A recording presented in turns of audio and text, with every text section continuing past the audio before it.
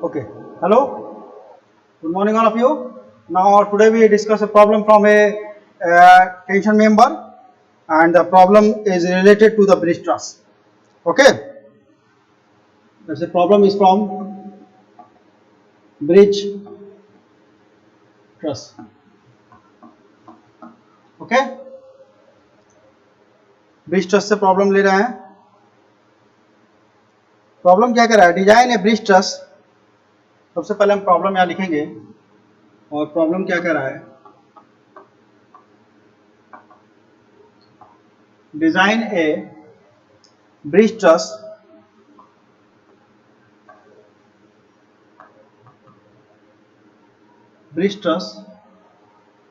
diagonal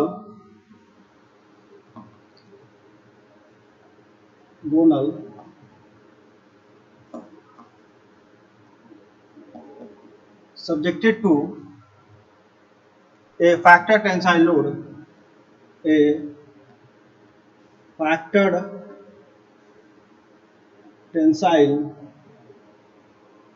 load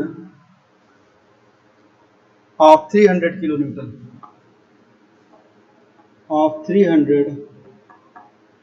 kilonewton. Okay, the length of the diagonal is 3 meter. The length of the diagonal is 3 meter. Full stop. The tension member is connected to a gusset plate. The tension member is connected to a gusset plate.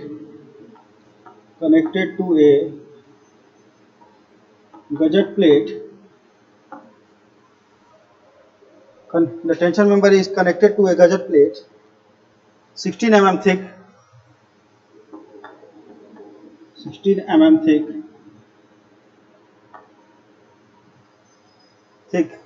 with one line of 20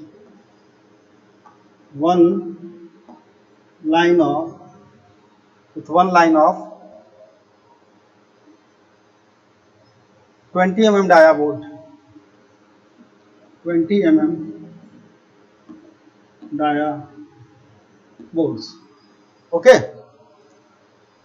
of grade 8.8. That's a high strength bolt of grade 8.8. Okay, according to this problem, हमको क्या design करना है? Bridge truss design करना है. सबसे पहली चीज, इसके ऊपर एक फैक्टर टेंसाइल लोड जो आ रहा है वो आ रहा है 300 किलो न्यूटन का. Okay, the length of the diagonal is 3 metre. ठीक है, the length of the diagonal is now 3 metre. ठीक है, the tension member is connected to a gusset plate. 16 mm thick gusset plate है.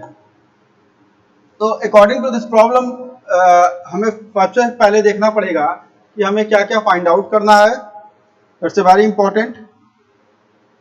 और उसके according जो है ये भी देखना होगा हमें कि क्या क्या डाटा गिवन है. तो सबसे पहले प्रॉब्लम में इन्होंने डिजाइन की बात की है. तो डिजाइन का मतलब in the sense of the number of bolt भी निकालने होंगे हमको. कि प्रॉब्लम को कितने बोल्ट्स के लिए हम डिजाइन करेंगे सबसे पहले. दूसरी चीज, प्रॉब्लम में हमको ये भी कैलकुलेट करना पड़ेगा कि जो मेंबर में 300 किलो न्यूटन का जो फोर्स आ रहा है वो ये मेंबर कैरी कर पा रहा है कि नहीं. That's in the sense of the tensile capacity के रिगार्डिंग भी हमको इसमें प्रॉब्लम को देखना है. ठीक है, तो इन सभी चीजों को लेकर के हम वन बाय वन. और जब टेंसाइल कैपेसिटी डिसाइड करना है तो इस प्रॉब्लम में ये भी नहीं दिया है कि किस एंगल सेक्शंस के लिए हमको मेंबर्स को डिजाइन करना है. तो that's why we are also deciding the angle section according to the given data. ठीक है, these are the conclusion of the problem. Okay, now for Fe410 grade steel, for Fe410 grade of steel, steel की grade तो उसने जो है as per previous problem ही रखा है, जिसके लिए Fe410 ग्रेड रखा है स्टील का। तो Fu जो है वो हमारा 410 मेगा पास्कल हो जाएगा और Fy is now 250 mega pascal as per problem. अब एक चीज यहाँ पे जो बहुत इंपॉर्टेंट है और वो यह है कि जो बोल्ट का ग्रेड है वो है 8.8। Bolt grade is given the problem and that's 8.8। ठीक है, 8.8 का मतलब क्या हुआ कि जो इसकी टेंसाइल कैपेसिटी होगी, ठीक है, that's called tensile capacity of the bolt, ठीक है, that's called FUB is now that's ultimate capacity of the bolt is now 800 mega pascal. It's a very important line is here now. Okay, चलिए, और factor of safety is refer from the IS code gamma M0, gamma M1 and gamma M0, gamma M1, ठीक है ना, gamma MB। The data is taken from the IS code. Okay, अब हमको सबसे पहले इस प्रॉब्लम के लिए सबसे पहले हम फाइंड आउट करेंगे नंबर ऑफ बोल्ट, ठीक है, how to calculate the number of bolt in the problem. Okay, चलिए इसको हम रिमूव कर दे रहे हैं यहां से।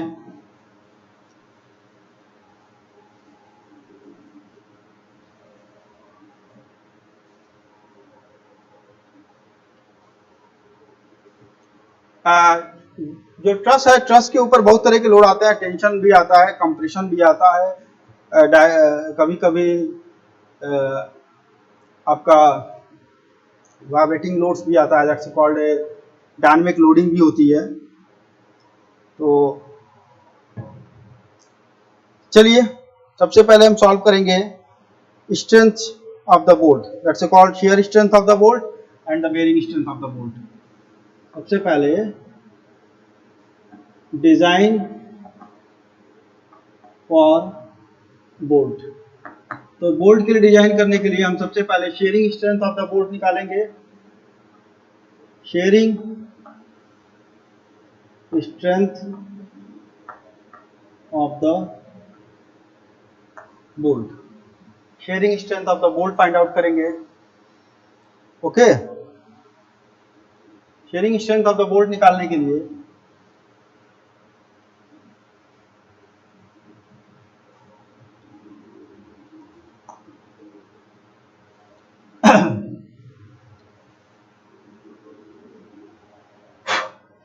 वही अपना formula, that's VDSB is equal to ANB into FUB upon √3 into gamma MB।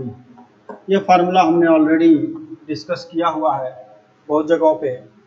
ANB for 20 mm dia bolt के लिए 0.78, ANB का मान जो है वो 0.78 5/4 इंटू D स्क्वायर, तो यहाँ पर आ जाएगा 245।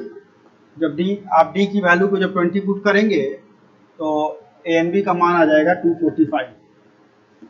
हम डायरेक्ट लिख रहे हैं बट आप with the help of the calculator solve it this. Okay, तो ANB इतना आ जाएगा। अब आ जाएगा FUB का मान 800 मेगा पास्कल। ध्यान दीजिएगा, अभी हम यहाँ पे कितना रखते थे, 4.6 ग्रेड के लिए बोल्ट जब यूज कर रहे थे तो यहाँ पे स्ट्रेंथ 400 आती थी और यहाँ पे चेंज हो जाएगी, then under root factor of safety 1.25 into 10⁻³ तो सॉल्व इट, ये आ जाएगा आपको 90.52 किलो न्यूटन। शेयरिंग स्ट्रेंथ और बेयरिंग स्ट्रेंथ निकालनी पड़ती है हमको, किसके लिए, नंबर ऑफ बोल्ट कैलकुलेशंस के लिए। जब नंबर ऑफ बोल्ट कैलकुलेट करेंगे हम, तो एज पर रिक्वायरमेंट हमको ये निकालना पड़ेगा। ओके, तो this is the sharing strength. अब हम आते हैं bearing strength of the bolt पर।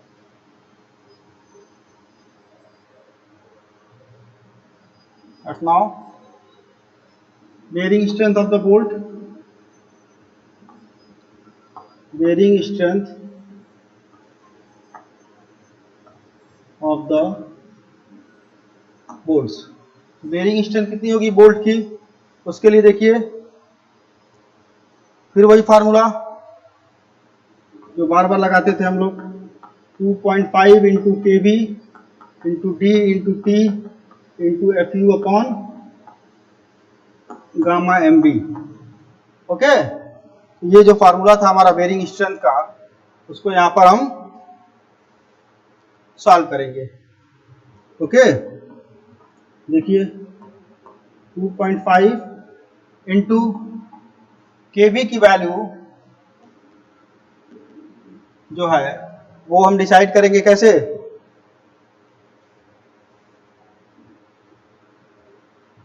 के बी की वैल्यू जो होती है लीस्ट होती है, least of e upon 3d naught, e upon 3d naught minus 0.25, ठीक है, f u b upon f u. हाँ,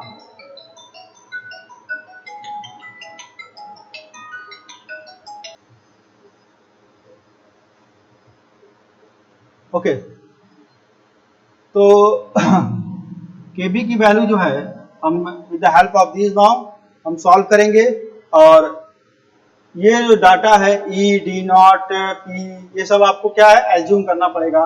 तो हम यहाँ पे डाटा जो है एज्यूम कर ले रहे हैं, ठीक है।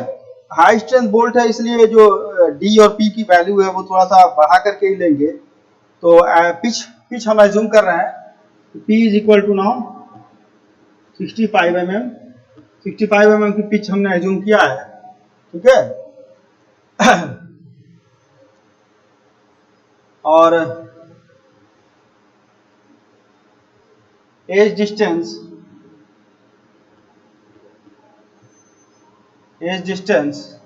डी की वैल्यू आप ऑलरेडी प्रॉब्लम में गिवन है, तो d naught is equal to 22 mm, ठीक है। तो सभी चीजें हम यहाँ पुट करते जाएंगे। ये हमने ऑलरेडी कई बार सॉल्व कराया हुआ है, तो आप इसको जब भी करेंगे तो आपको with the help of this now edge distance जो है दैट्स नाउ 45 mm,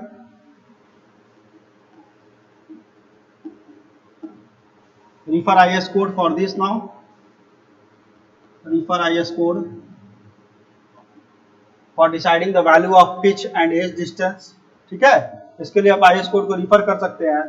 और वैसे हाई स्ट्रेंथ बोल्ट रहता है तो थोड़ा सा जो है वैल्यूज को हम बढ़ा करके डिजाइन करते हैं, तो सेफ जोन में जाएंगे। तो इस तरह से जो है हम केबी की वैल्यू को इसमें पुट करके निकालेंगे।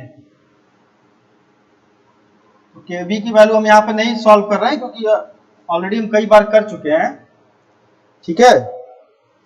वैसे E upon 3d naught is equal to now 45 upon 3 into 22, P upon 3d naught minus 0.25 is equal to now P की वैल्यू 65। चलिए हम इसको लिख दिया है एक बार और से ही,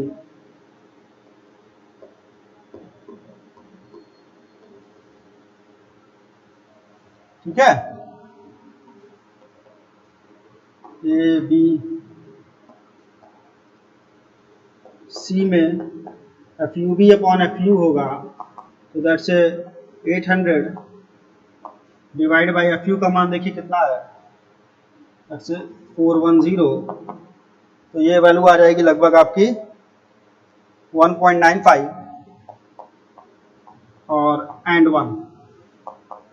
हमने सारी की सारी वैल्यू जो है यहाँ पर सॉल्व कर दिया है, और यहाँ से आप केबी की वैल्यू को डिसाइड करेंगे। तो केबी हम डायरेक्टली पुट कर रहे हैं, 0.681 आएगा, that's 0.681 here now, D is equal to 20 mm.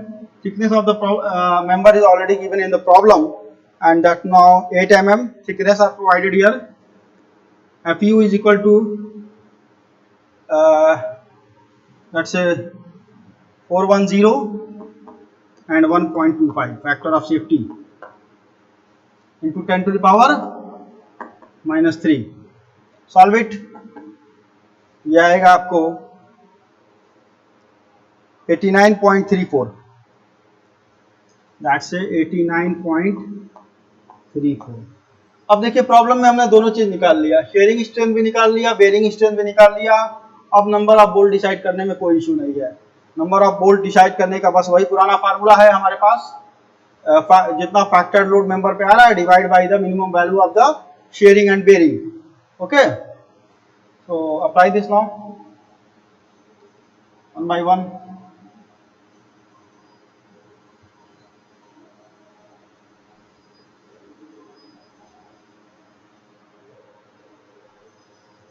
Solve here for the number of bolt.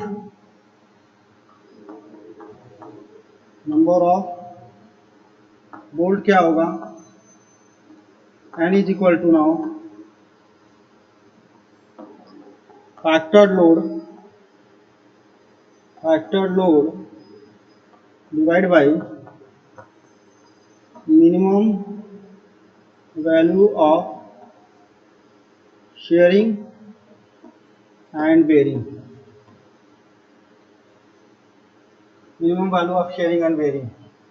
N is equal to now factor load कितना हो जाएगा मेंबर पे जो गिवन है प्रॉब्लम में 300 अपॉन 89.34. तो 3.36 आ रहा है आपका लगभग. आप यहाँ पे 4 बोल्ट प्रोवाइड कर सकते हैं. ठीक है, 4 बोल्ट प्रोवाइड कर सकते हैं, कोई दिक्कत नहीं है. अब ये हमारा पहला जो स्टेप था जो हमको डिसाइड करना था कि कितने बोल्ट प्रॉब्लम में लगाने हैं. ठीक है, तो ये तो इशू सॉल्व हो गया. लेकिन अभी हमको ये डिसाइड करना है कि वो एंगल सेक्शन क्या होगा जिसके लिए हम मेंबर को डिजाइन करेंगे. ठीक है, जिसके लिए हम ट्रस को डिजाइन कर रहे हैं वो एंगल का साइज तो हमारे पास पता ही नहीं है. तो वो कैसे डिसाइड करेंगे? कुछ हमारे पास ग्रॉस एरिया होना चाहिए, तभी तो उस ग्रॉस एरिया से ही हम स्टील टेबल से कुछ डाटा को देखेंगे. ओके, तो ये तो बात हो गई. अभी हमारा एक सेक्शन जो है सॉल्व हुआ है. अभी हमको दूसरे पार्ट में की तरफ बढ़ना है कि एंगल सेक्शन का साइज कैसे हम डिसाइड करें. ठीक है, तो आप यहाँ पे पहले इस लाइन लिख सकते हैं. Provide 4 bolt of 20 mm dia in a pitch line of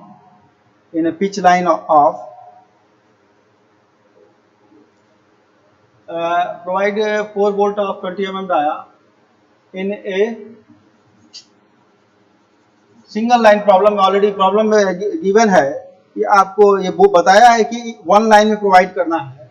तो 20 mm dia grade 8.8 in a single line. ठीक है, प्रॉब्लम में ऐसा बोल दिया है पहले ही लाइन में कि आपको सिंगल लाइन में ही सबको लगाना है. तो वो स्टेटमेंट यहाँ पे आपको लिखना पड़ेगा according to the statement of the problem. Okay, so now for the next steps. अब हम आगे बढ़ेंगे और आगे बढ़ने के लिए सबसे पहले हमको दूसरा स्टेप जो है जो एंगल सेक्शन डिसाइड करना है. प्रॉब्लम का जो सेकंड स्टेप्स है जैसे कॉल्ड स्टेप नंबर 2, उसमें ये डिसाइड करना है कि हमारे पास नेट एरिया या ग्रॉस एरिया के हिसाब से एक एंगल के साइज को डिसाइड करना पड़ेगा. और जैसे हमको कोई मानिए स्टील टेबल से कोई एंगल लेना है, मानिए हमको लेना है एंगल 90 × 60 × 10, एग्जाम्पल बता रहा हूँ. तो इसका कुछ ग्रॉस एरिया होगा. तो ये ग्रॉस एरिया अगर हमको पता चल जाए कि कितना ग्रॉस एरिया के लिए हमको नया एंगल डिसाइड करना है, तब हम वो एंगल डिसाइड करके प्रॉब्लम को सॉल्व कर सकते हैं. कोई इशू नहीं है. बट ये हमको पता नहीं है. ठीक है, ना नेट पता है, ना ग्रॉस पता, कुछ भी नहीं पता है. तो आप क्या करेंगे कि एक हमको क्या बोलते हैं रिक्वायर्ड ग्रॉस एरिया के लगभग अप्रॉक्सीमेट कैलकुलेशंस की बात करें तो वो डिसाइड करना पड़ेगा। ठीक है, देखते हैं कैसे करेंगे। Required net area on the basis of, देखिए रिक्वायर्ड, जो फार्मूला आप पढ़ चुके हैं उसी फार्मूले का यूज करेंगे हम। Required gross area on the basis of,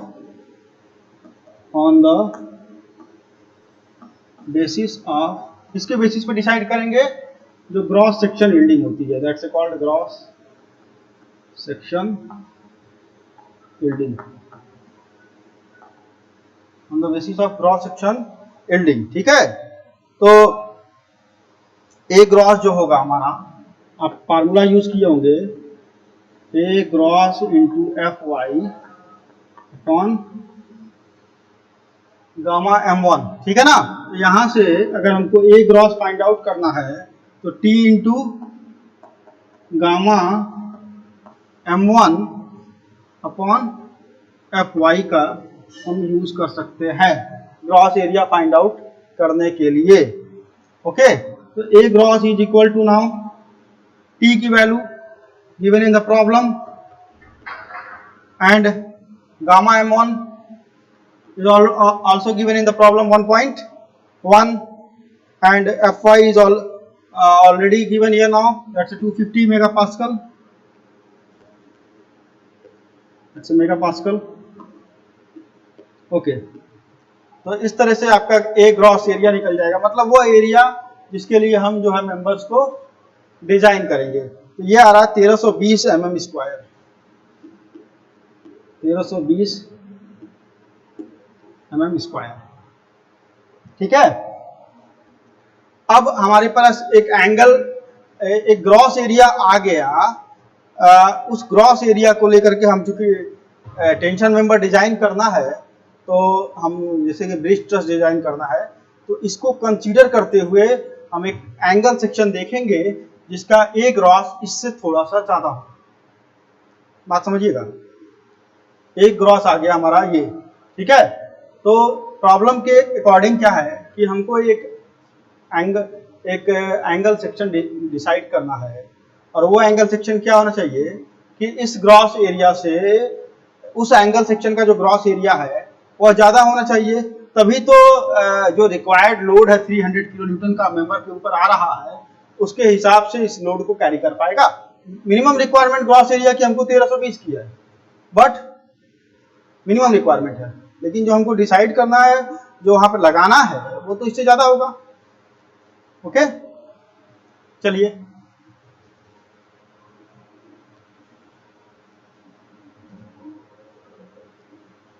now come to the problem here now।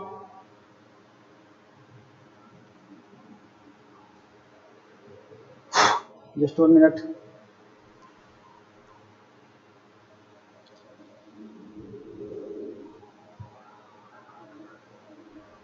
अब हम सबसे पहले क्या करेंगे, एक एंगल सेक्शन डिसाइड करेंगे फ्रॉम स्टील टेबल। ठीक है, तो चलिए let us try,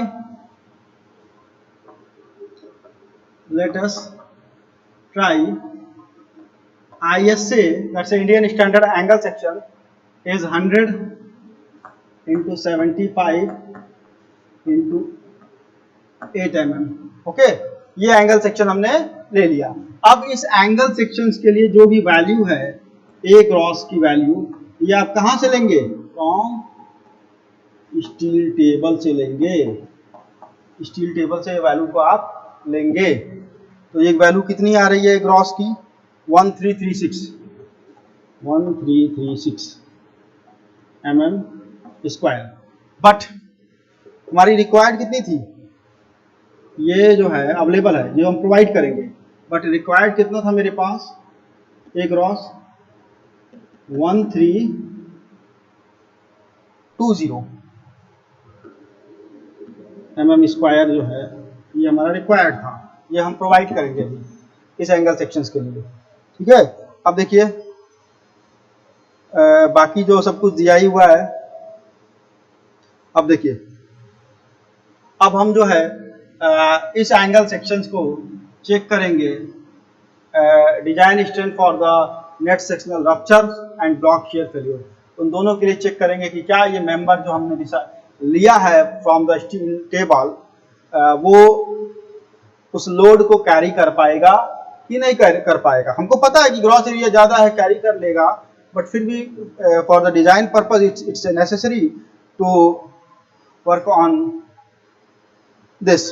okay, so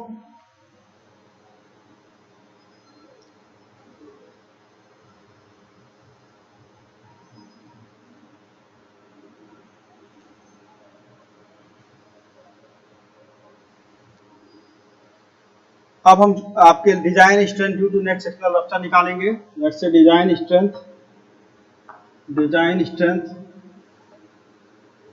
due to net sectional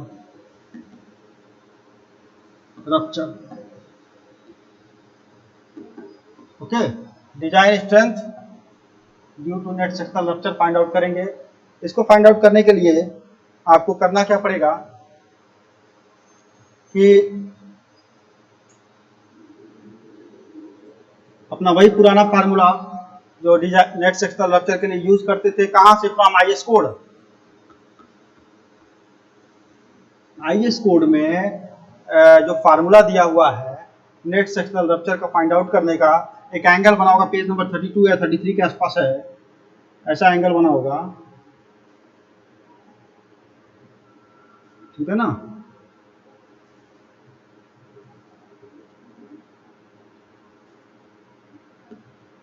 तो यहाँ वहां से हम इसके लिए इसको सॉल्व करेंगे। फार्मूला मैं यहाँ लिख दे रहा हूँ with the help of the code. That's a formula is now TDN is equal to now 0.9 ANC into FU upon gamma M1 plus beta into AGO into FY upon gamma M0, FY upon gamma M0। ये formula है हमारा।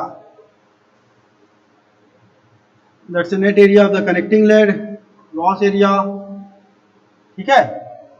इस तरह से हमको ANC AGO सब calculate करना पड़ेगा। जब ANC निकालेंगे, net area of the connecting leg, L1 minus DH minus T/2 into T is equal to now L1 is given, angle जो हमने सेलेक्ट किया था अभी 90, दैट्स 100 into 75, 100 into 75 into 8 का एंगल है, that's the value of the L1 and 100 minus DH minus T/2, that's 8/2 into 8।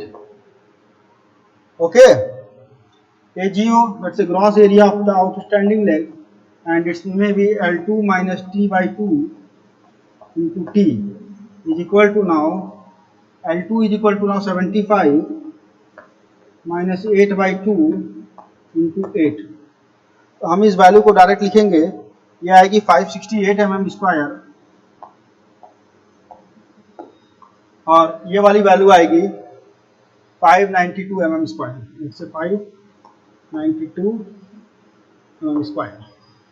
Okay, अब हम इन सारी वैल्यूज को इसमें इंसर्ट कर देंगे, और इंसर्ट करने के बाद जो है हम नेट सेक्शनल रप्चर की वैल्यूज को फाइंड आउट कर लेंगे। तो नाउ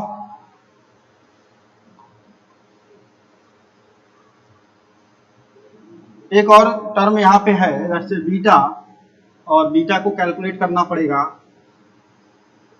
ये दोनों वैल्यू आ गई, ANC आ गई, AGO आ गया, सब कुछ दिया हुआ है, खाली एक आ गया बीटा, एक बीटा बच गया। तो बीटा कैसे निकालेंगे? Once again use the IS code, and that's the formula is 1.4 minus 0.076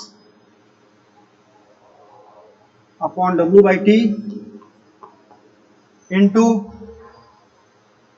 FY upon FU, then again FY upon FU into BS upon LC, BS upon LC। Okay, तो इस फार्मूले का हम यूज करेंगे। नाउ अब जो है बीटा पहले हम इस फार्मूले की हेल्प से सॉल्व करेंगे, और यह फार्मूला जो है आपको already given in the IS code, that's FU upon FY into gamma M0 upon gamma M1, ठीक है ना। तो ये वहां से आपको मिल जाएगा, सब कुछ दिया हुआ है, W का वैल्यू, T का वैल्यू, सब कुछ दिया है, खाली आपको पुट करना है, कुछ भी आपको बहुत स्पेशल नहीं है यहाँ पे।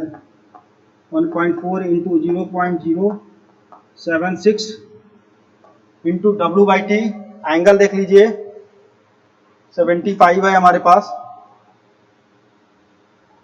That's value is no.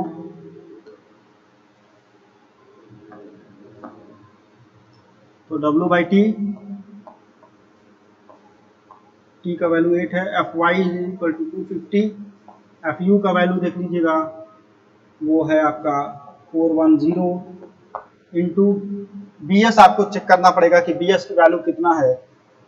BS is equal to W plus W1 minus T, यहाँ पे लिख दे रहा हूँ एज पर IS code W plus W1 minus T। तो ये आपको दिया हुआ है, ये 100 है टोटल, ये 75 है, और ये 50 का है, ये 50 है। तो now BS is equal to 75 plus 50 minus 8, that's 117। Okay, 117 upon LC। LC क्या है कि कितने हम लाइन में 4 वोल्ट प्रोवाइड कर रहे हैं, देखिएगा, ध्यान दीजिएगा, 1 2 3 4, ठीक है ना, 4 वोल्ट प्रोवाइड कर रहे हैं, और that's the value is LC now. तो LC जो आएगा हमारा 75, पिच जो हमने लिया था 65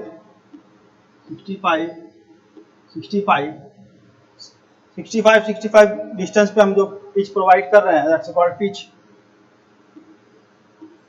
ओके, तो अकॉर्डिंग टू दिस नाउ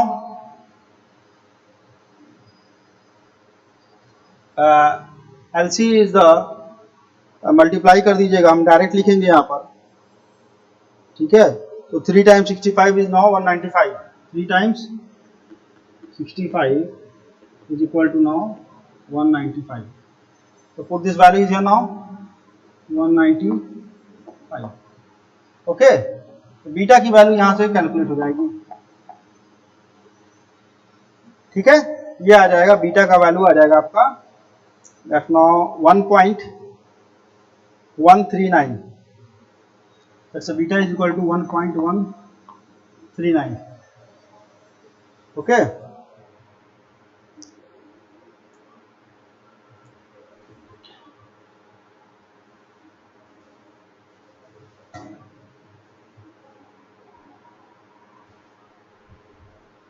चलिए, सब कुछ आ गया हमारे पास, बीटा भी आ गया, ANC भी आ गया, AGO भी आ गया। तो इस प्रॉब्लम में हम जो है बस यहाँ पुट करेंगे और ये सॉल्व हो जाएगा। अपने नेक्स्ट वीडियो में इस प्रॉब्लम को हम कंप्लीट कर देंगे, क्योंकि इसको ब्लॉक शेयर फेल्योर के लिए भी सॉल्व करना पड़ेगा। वीडियो की लेंथ बहुत ज़्यादा हो जाए, इसलिए हम इसको ज़्यादा ना हो जाए, इसलिए हम थोड़ा सा इसको 2 पार्ट में कंप्लीट करेंगे। तो 0.9 इंटू ANC की वैल्यू हमने निकाला था, और वो आई थी लगभग आपकी 592, let's say 592। FU is now 410 divide by factor of safety 1.25 plus beta is equal to now 1.139 already calculated, into AGO भी हमने कैलकुलेट किया है 568 568 into Fy, that's 250 megapascal upon 1.1 gamma m0। Okay, तो ये आपका TDN निकल के आ जाएगा 321, जो कि ज़्यादा है 300 किलो न्यूटन से, यानी कि यहाँ पे किसी भी प्रकार के फेल्योर जो है नेट सेक्शनल रप्चर की होने की संभावना नहीं है। ठीक है, तो it is safe in the net sectional rupture. Next, तो अपने नेक्स्ट वीडियो में जो है हम इस पर बात करेंगे कि किस तरह से इस वैल्यू को ब्लॉक शेयर फेल्योर के लिए हम सॉल्व करें। ठीक है, ये प्रॉब्लम कहीं ऐसा तो नहीं कि ब्लॉक शेयर फेल्योर में फेल कर जा रही है, 300 न्यूटन का जो लोड आ रहा है वो मेंबर नहीं ले पा रहा हो, इसके लिए भी हम चेक करेंगे प्रॉब्लम में, and then draw the final figure of this problem in the upcoming videos. Okay now, thank you.